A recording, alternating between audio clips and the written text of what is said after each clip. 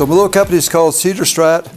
Cedar is an acronym for Chamberlain Exploration, Development, and Research, and that's Stratigraphic Corporation.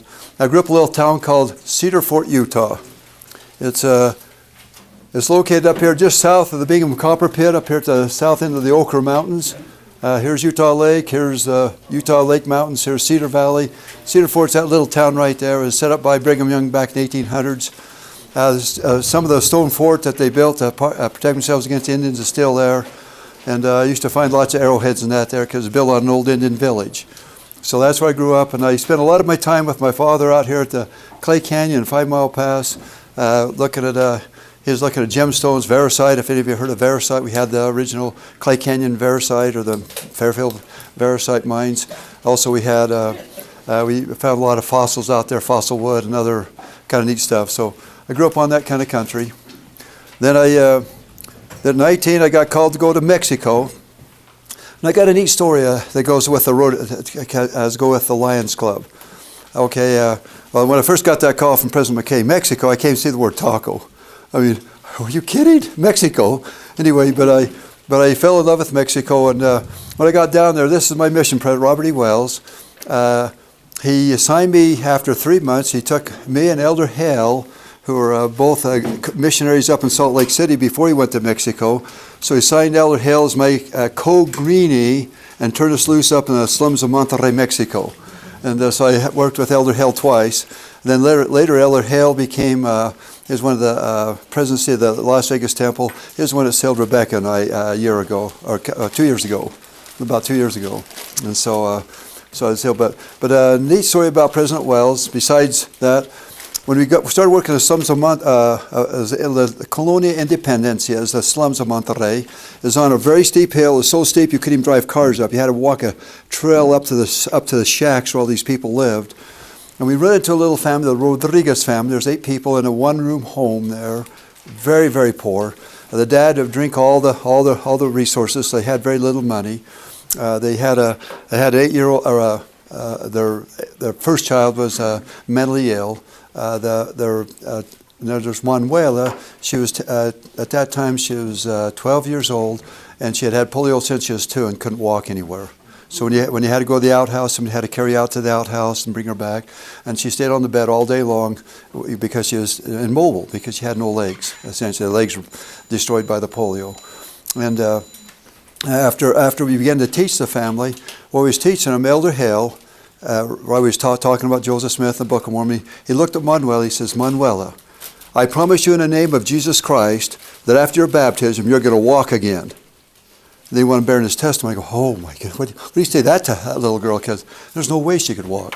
Well, a couple weeks later, we had the first stake conference in Monterrey, Mexico. We started organizing the stake, and Manuela she couldn't walk at all, and she'd never been in a car before. So we had a taxi come down the bottom of the hill, and then I was kind of studly back in those days. I weighed 250 pounds. I've been the weight, so I literally picked this little beautiful Mexican princess in my arms and carried her down the hill, put her in the car, drove off to the conference.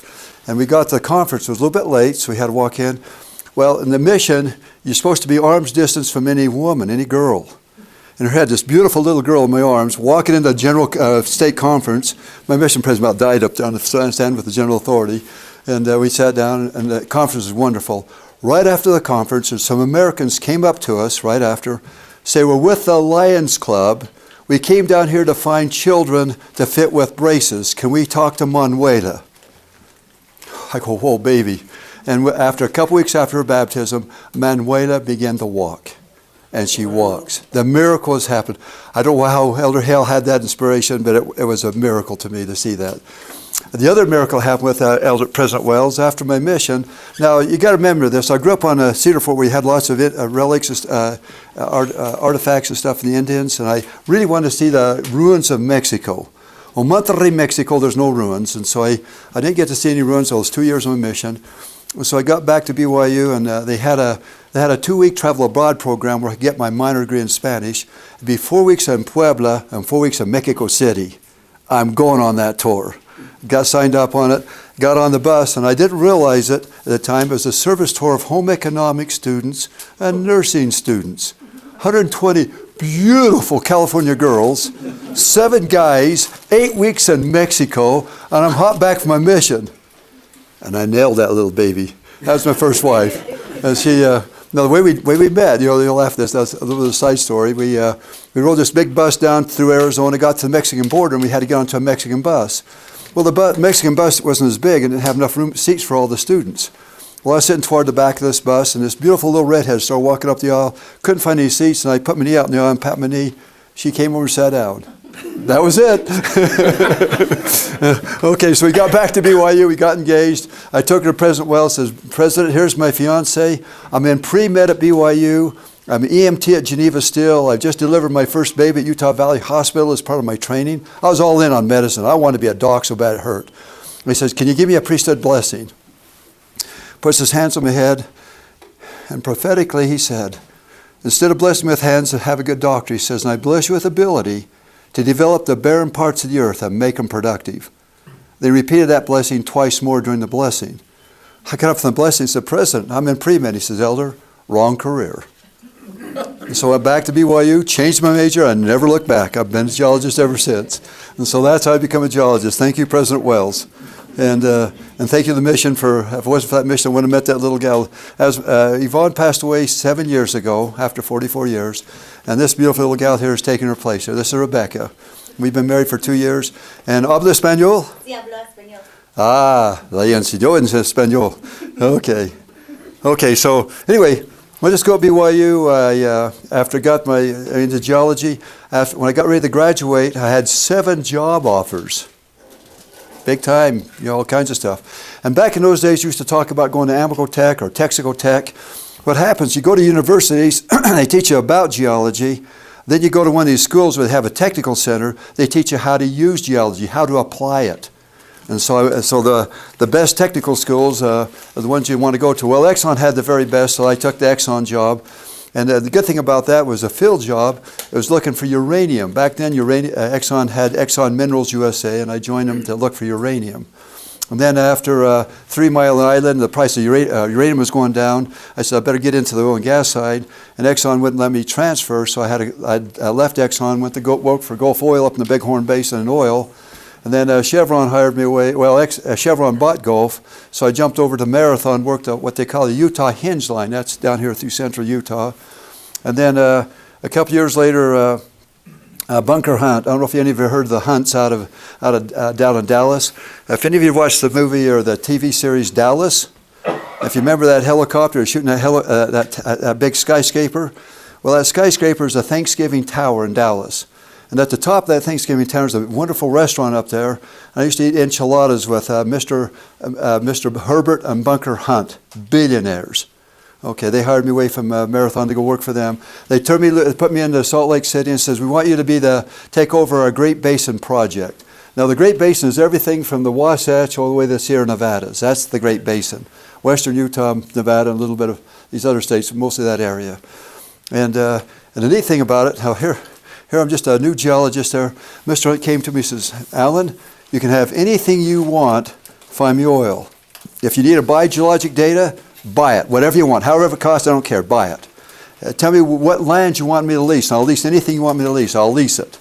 And tell me what wells you want to drill, and I'll drill how deep you want me to go. Just find me oil, that's your command. Well, I felt like a kid in the candy store. Shoot, this is kind of fun. And so immediately I jumped on a plane, I flew over to Reno. That's the Nevada Bureau of Mines and Geology. Now, back in those days, I used to play cowboy. I thought I was a cowboy. I used to wear this big Stinson hat and cowboy boots. And when I was 14, I broke my own Nevada Mustang over there in Cedar Fort. And so I really wasn't a cowboy, but I thought I was. But I walked in the Bureau of Mines and walked up to their desk and plopped down my wallet. It was wadded up with a bunch of money. I said, I'll buy everything you got on the Great Basin. Everything. I'll buy it all. Yeah, I had all the money I wanted. They didn't have nothing. No.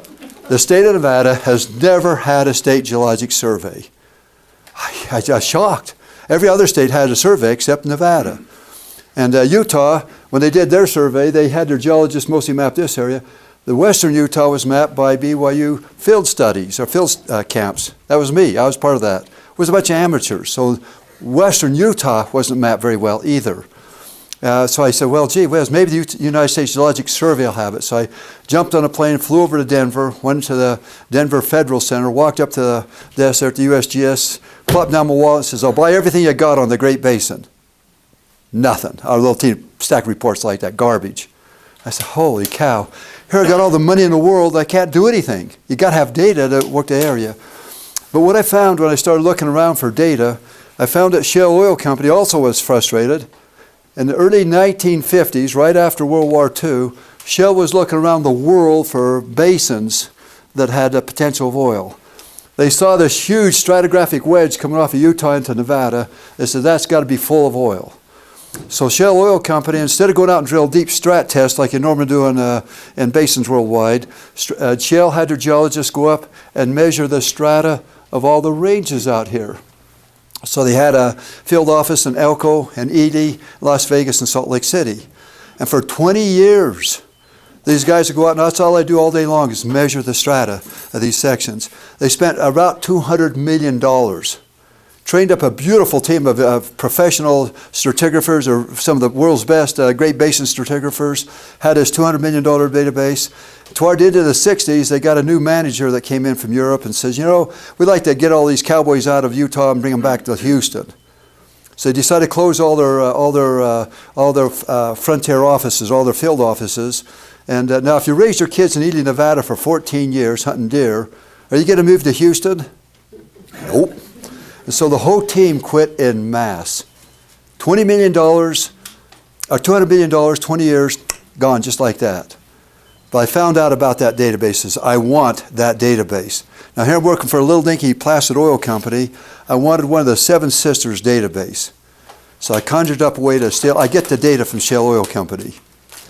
I went to a manager in Salt Lake City and says, Doug, I got to have authority to I got to have a helicopter.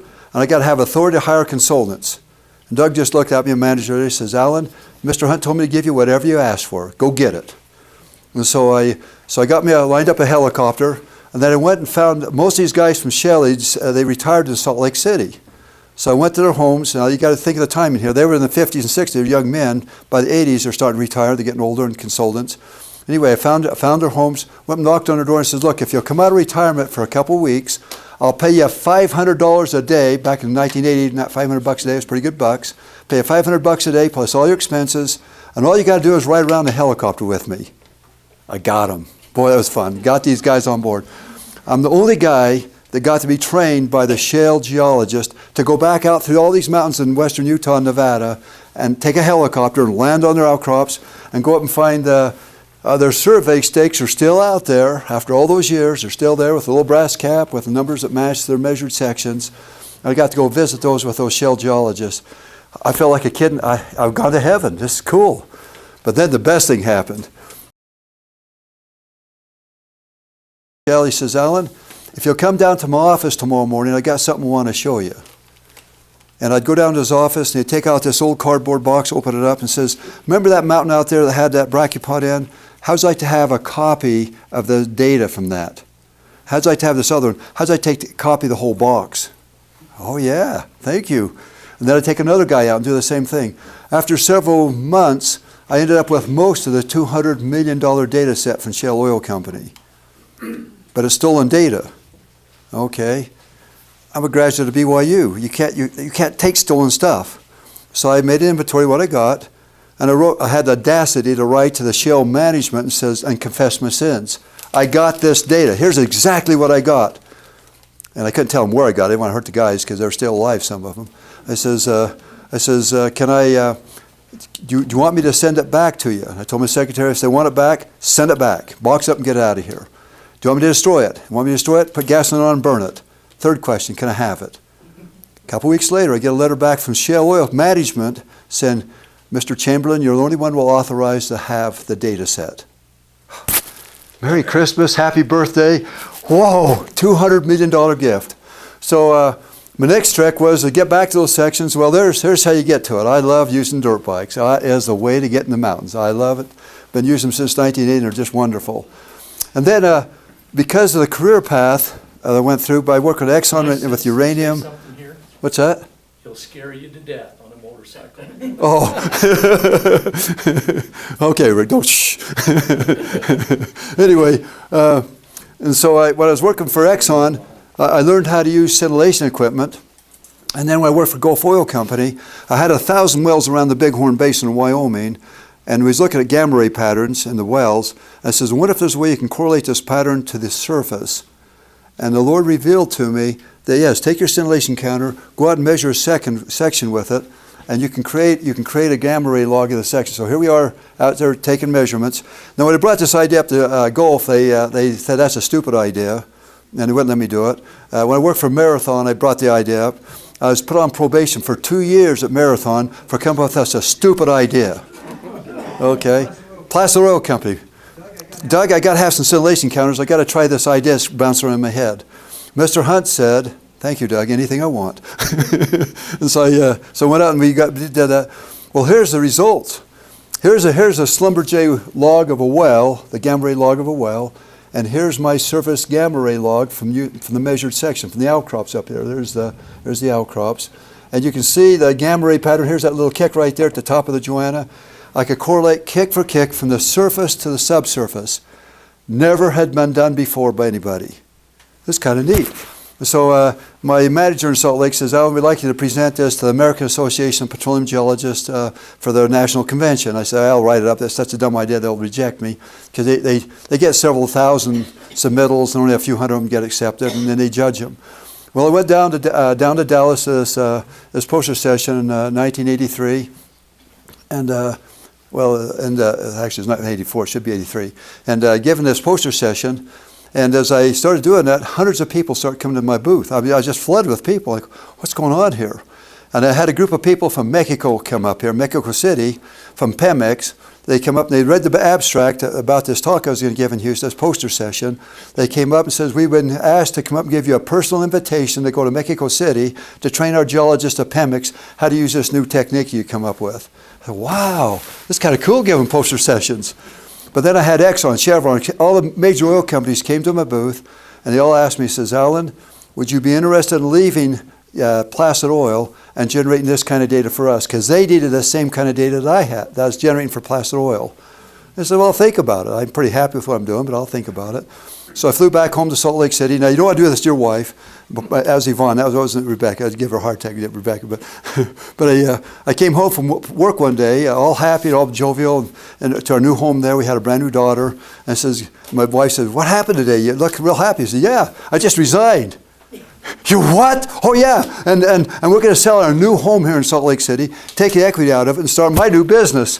"You're going to what?" "Yeah, and we're going to move to Ely, Nevada." Well, my wife, Yvonne, was from the Bay Area. "Where's Ely?"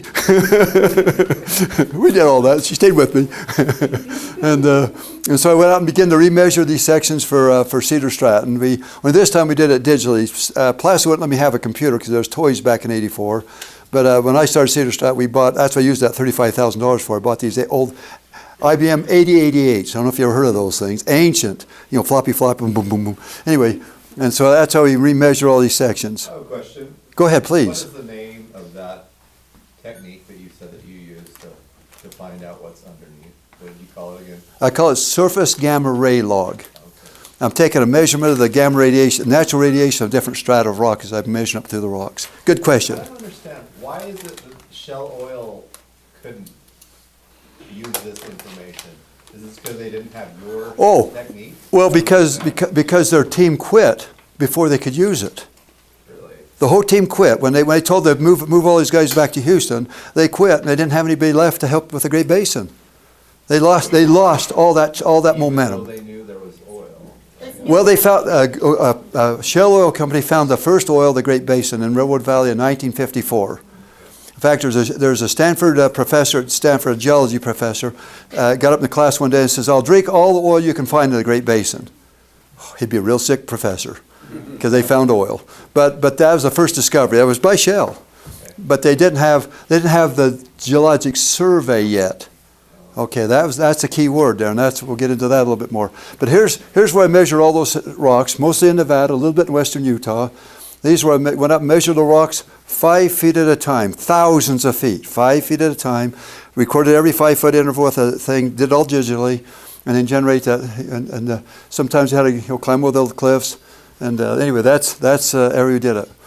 And so a few years later, I presented this database to Exxon, and their geologist and engineer says it would take Exxon, the biggest oil company on earth, several decades and several $1 billion to duplicate what I did. That's kind of cool. I like that.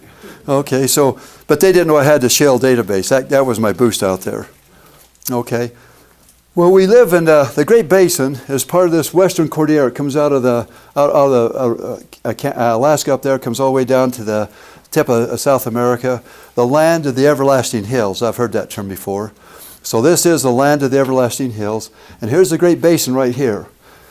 And when I have gone to 5 universities, I got 5 degrees, BYU, University of Utah, University of Wyoming, University of Nevada, Reno, Colorado School of Mines. All of them teach the wrong geologic model for the Great Basin. They're all wrong, and I'll show you why. Okay, the reason is this thing here is a compressional belt, and also you say it's extended in that little teeny area. No, it's all extended. It's all compressed all the way up. And but here's a geologic map of the Great Basin. Here's the Wasatch here. Here's the thrust edge of the thrust belt. Where the whole thing's a thrust belt all the way from Alaska down to South America. But here's the leading edge of it right up through here through the Wasatch and up here just a little bit west of the Uinta Mountains. And the professors, because there's never been a geologic survey, they conjectured that it must be caused, all this north-south grain must be caused by the earth being pulled apart. Wrong. Okay, let me show you how we had happened here. So here's another geologic map. Here's Utah Lake here. Here's Nevada over here. We're going to look at this part of Nevada. I went to Exxon. I left Placer Oil in early 1984. 1985, I went to Exxon and said, Exxon, the Great Basin is compression, not extension, like you've been told. And I gave some evidence back then. And Exxon says, all right, Chamberlain, we're going to prove you. We're going to go out and shoot a $350 million seismic program in this area up here in Nevada. And let me get back up another slide here and we'll come back to this one here. We're going to shoot a $350 million seismic program and try to image a thrust belt. If you're wrong, we're going to destroy your career. Okay, anyway, they did it, and guess what? Spot on. I was spot on. Then they drilled a well out here. Up here, the Exxon Aspen well is a secret well. It was so secret, they wouldn't let their own geologists see the data from it. The reason I know that, one of the guys I went to school with at BYU is the head palynologist of Exxon. He looked at all the wells, the cuttings of the wells worldwide, except this well. He wasn't allowed to because it's so top secret. Exxon saw on that seismic, if I was right, we probably have the largest oil fields on Earth. That's what Exxon saw. And they drilled the well up here, the Aspen well, and sure enough, instead of normal faults, they found thrust belt, there's thrust duplexes all the way down. Beautiful. Confirmed the model. Whew, I got to keep my career. And it was perfect. And the reason they were doing all that, let me back up one slide here. There's a well out here. Let me back up 2 more slides. Out here in Railroad Valley, this is where shale found the first discovery. South of that discovery, 1984, a little company went out and drilled a well. They accidentally run into a well at 4,000 feet that flowed 4,000 barrels a day for 10 years straight. Okay, now put that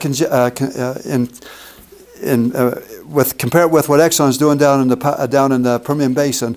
Exxon's real happy if they can drill a well, put all these horizontal wells in, frack the heck out of it, and pump 500 barrels a day for the first year, and get 250 barrels a day the second year, etc.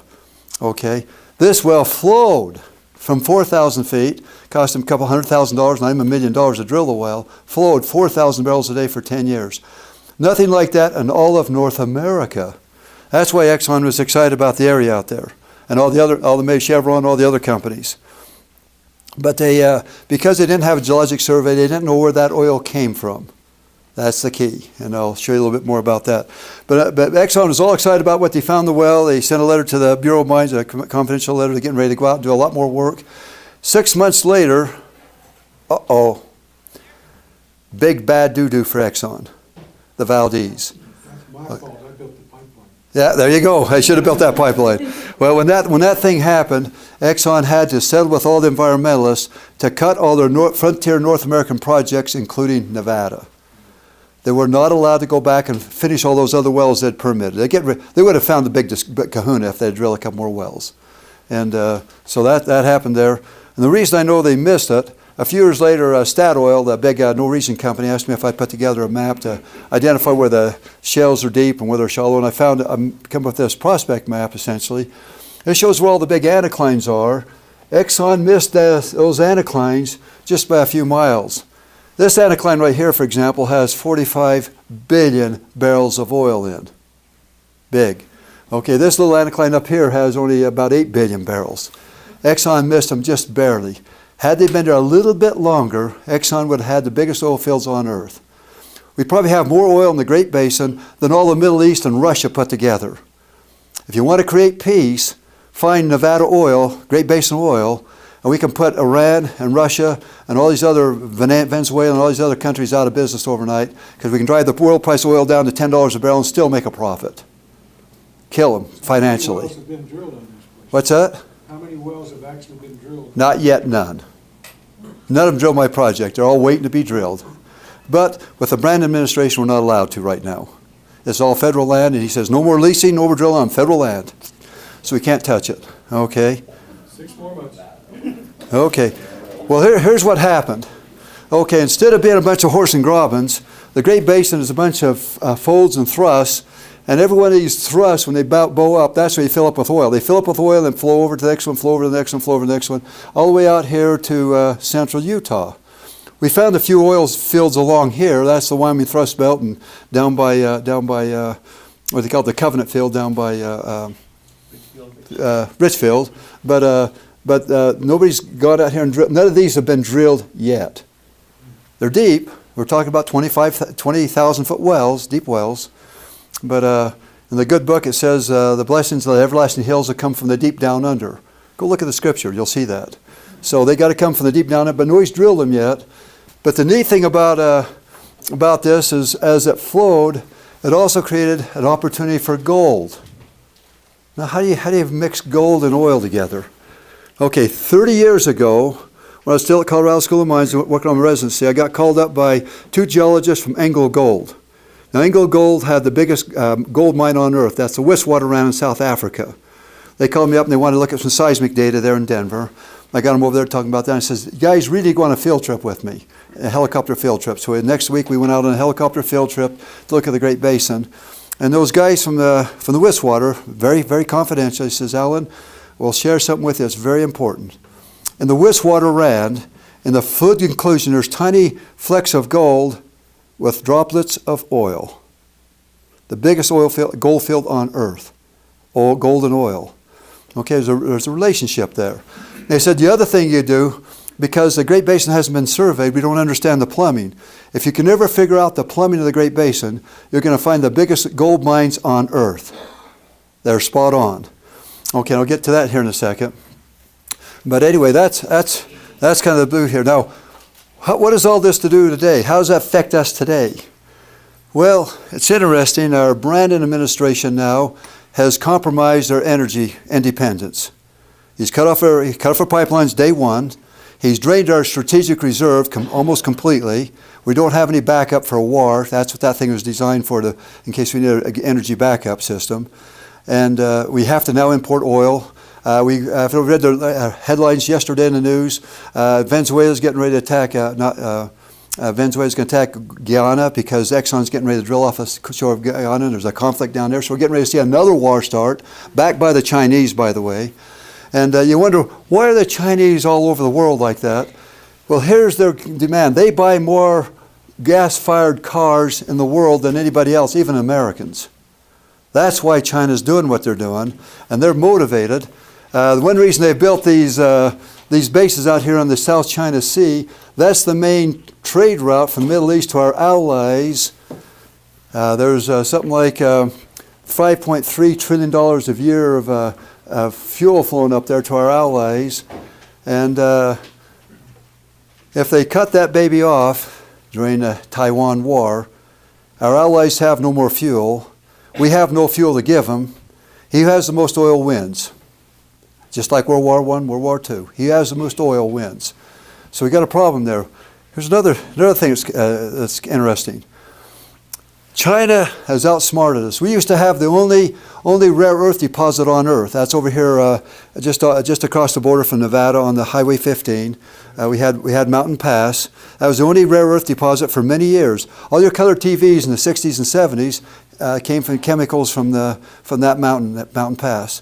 China went over here and worked with our politicians and environmentalists, had that baby shut down. At the same time, they captured the world market of rare earth deposits. This right here is a list just given out by the USGS. This is all these things are elements on the circle in red are which we don't have enough of, and we have to import most of it from China. If we want to float a nuclear submarine, we have to have, I can't remember how many tons of rare earths from China to keep our nuclear submarines going. If we want to fly a B-52 bomber, we have to have rare earths from China. And when we have a war with China, cut off, and we don't have it. So that's the real worrisome thing right here. All these things circled in red, these in green, these right here are absolutely essential for military. And we've got to have those elements. They come mostly from China because of what they did for us. One more thing China's done, and I don't know if you're aware of this. This is brand new. My wife just saw this slide the other day. This is we have about 8 million tons of gold to back our dollar. China says they have about 2 million barrels, or 2 million tons of gold. But when you go in and analyze, China right now produces more gold than any other nation on earth, even including South Africa now. Okay, when you add everything up, they report that much gold. What they really have is between 15 and 30 million tons of gold. Have you heard of BRICS? Okay, that's why you're seeing India and other BRICS nations buying as much tons of gold as they can right now. We're about to see, when you get ready to have a war, if you're going to start bombing Taiwan, you want to destroy the American dollar. You destroy our currency. As soon as they announce that they have all that gold, they have the yuan backed with gold, and we have our dollar backed with fiat money, all of a sudden we can't buy bread for $1 million. It's going to be absolutely awful. So that's the three things we've got to worry about China: fuel, rare earths, and gold. Okay, now here's a map showing just one of the shells of the Great Basin. Here's a Pine View up here where they get oil. They get a little bit of oil here. And the oil migrate over here. We got the Covenant Field. But here we have these huge structures out here that had hundreds of billions of barrels in. The Colorado River took off the cap of that, and it all evaporated out, except in that tar sands, we still have 13 billion barrels of oil in the tar sands of eastern Utah. Okay, there's no source rock for that area. That's one reason why in this area Chevron left the area, because there's no source rocks under there for oil. They weren't thinking about the plumbing of oil coming from Nevada. And that's why the guy that helped drill the Covenant Field, he saw the vision, and they went out there and drilled the well and found that giant field there in the Covenant Field down there by Richfield. Okay, now some of the richest gold mines are found right up in this area. Let's see how they produce the gold here. Now many of you, a lot of elements, when you go to the chemistry lab, you can dissolve a lot of the metals with different acids. Gold is the only thing you can't dissolve with acid. You have to do it with cyanide. It's an organic compound, and it causes gold to go into solution. Here's your formula up here, how it goes into solution. So where you get gold out of these rocks over in Nevada, you have to put it in a big heap leach. It can be up to 100 to 200 feet thick. And you do it for several months, up to several years. You take the pregnant solution off the bottom of it. You run over activated charcoal, and you pull the gold out. And most of this ore up there, they'll even produce gold at 0.003 ounces per ton. You have to move a lot of dirt to get that kind of gold, but they're still at a profit. You still make a profit at 0.003 ounces per ton. Like a ton is just, what's that? a ton is just a couple trucks full, right? What's that? It's not gold ton, it's... No, I'm saying in the a ton, did you say per ton? Per ton. So that's just a couple of, what do they call it? Ounces? No, truckfuls, and then they have to, break Leach it out. Yeah, leach it out. Yeah. So they have to move a lot of dirt to do that. Okay, Well, here's something that most mining geologists don't know, but I'm an oil guy, I understand this. When you take organic material like those shales, you put it under heat and pressure, it's called kerogen. You change that into hydrocarbons, and also you get off a huge amount of other organic compounds, including cyanide. Okay, what's that? Okay, so go faster. Okay, yeah. Okay, you get cyanide, okay. So we have here, the Lord has had a heap leach going out here. Instead of being a couple hundred feet thick, it's 40,000 feet thick. Instead of going a couple months, it's gone for 65 million years. And you got all that cyanide moving through this thing here, picking up all that gold. Whenever that cyanide hits organic shales, activated charcoal, it's going to drop out. And here's a map showing where I've taken a lot of samples. We've put our samples. I got a sample library up there in Hyco.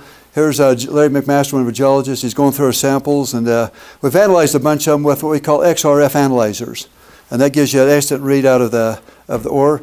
Here's what we found so far. All those elements that we don't have enough of in the world. We got plenty of it out here in the Great Basin. At least we got 49 platinum. We got 18 gold, that kind of stuff. Just a couple weeks ago, we analyzed a bunch of samples. We found these two Goldie samples right here, really high-grade gold, and all of a sudden we realized that's along that fault. It's related to the plumbing. The oil came up along that fault and hit the activated charcoal along that fault contact, and that's why we got gold there. Okay, and then so we want to go ahead and stake. There's 50,000 acres there. We're going to stake 2,500 claims, and here's the two gold things out there. If you just calculate the gold that they could generate from that, if you're very conservative about just say it's 6 yards by 6 yards, there's how many? It's about almost 300,000 ounces of gold we have there. They're all BLM lands? It's all BLM land. You can stake your claim on it. You can? It's open for location. I had a gypsum claim that they wanted $2,000 a month per claim. No, this right here, we go out and stake it, and I help people stake it for $1,000 a claim. Okay, and I do all the work. I mean, BLM was charging us that. No, I don't. That's something wrong there. Okay, yeah, there is. Okay, here's the ones here's the most important claims we want to get. We want to get all of them, but there's 345 we really want to go after. And if it's 60 feet by 60 feet, we could have almost 30 million ounces of gold. Okay, this is prospect number 28. This morning I went through some analysis. We found 3 more gold deposits. So we now got 33 high-grade gold deposits in the Great Basin. We're going to outsmart China. We're going to outdo them with gold. We got more gold than they ever dreamed of. They don't know that yet. They will soon. Okay. So we formed the Toyabe Mining Association. It's a cooperative. I don't know if you've ever heard of mining cooperative, but we've got one now. And we're having people join it. We use the word Toyabe because it means mountain in the Indian. The law says, 1872 mining law says, if you're an American citizen, if you have locatable minerals and it's open for location, you can stake your claim, and it's legal. And so I'm helping people stake thousands of claims on this project. I'll say, so here's the first 6 claims this afternoon. We're going to go out and stake these first 6 claims. There's the 2 gold things along that fault there. And Paul Haight, he's a 1960s Olympic gold medalist. He called up and says, Alan, that's last week. This only happened just a week ago. So when we just started this thing. He says, Alan, I want to be the first one to do it. I want to help my name on that first claim. He's going to have it. Mr. Alan Mays called up and says, my wife and I, we want the next 5 claims. And they sent a check. They're going to be on there. So this thing's just starting to take off. So, but that's only one of many. Look at all these gold deposits. And are 35 times richer than the ore cut off at the Carlin. Look how rich it is. Our least one is better than even the Carlin one. So anyway, so that's what it is. And I think we can ask some questions if you have any questions. Is that fast enough? Okay, good. All right. Any questions? I'm sorry I had to go through that, like hose you down with a lot of data, but I have a lot of fun, and I could do this. I could do this all day long if you wanted. All right, go ahead. Any questions? Come on, anybody wants them? I'm here to answer. Are there many gold claims in the state of Utah as there are in Nevada? There's some in Utah, but not as many in Nevada. Nevada has most of the gold claims. I see. But there are some here in Nevada, and some of our prospects are in Nevada, are in Utah. What's the largest size you can have for a claim? A legal size claim, according to 1872 mine law, is 600 feet by 1,500 feet, 20 acres. Okay, and you can, and so Paul Haight now has 20 acres of mineral rights that's in his name now. Mr. Allen Day has 5 of them in his name. He has 5 times 20, that'd be 100 acres in his name. Okay, so anybody can do this. Anybody can join the co-op. And what we do, when we find gold on somebody's property, we share that equally with everybody within the co-op. Okay, and the co-op is nonprofit, so at the end of each year, it has to give up all its money, except a little bit of operating cash. All the money it makes from selling them claims or leasing them, whatever, goes to all the members of the co-op, proportionately and equally. So if you got 10 claims, you get 10 times more than the guy that has 1 claim, etc. Is there a maximum number of claims? Okay, well, if you have more than 10, then you don't qualify as a small miner. It'll cost you $500 a year to maintain the claim. We're going to try to do the small miner thing. It'll cost $350 if we do the small miner 10 or less. So it depends how many claims you want. You can have as many as you want. And we got one guy that wants, as soon as the geologist gets back from Jamaica, he wants to buy that 2,500 acres, or 2,500 claims we're going to stake. But I'm going to try to help as many people get in there before he gets there, because we can make more money.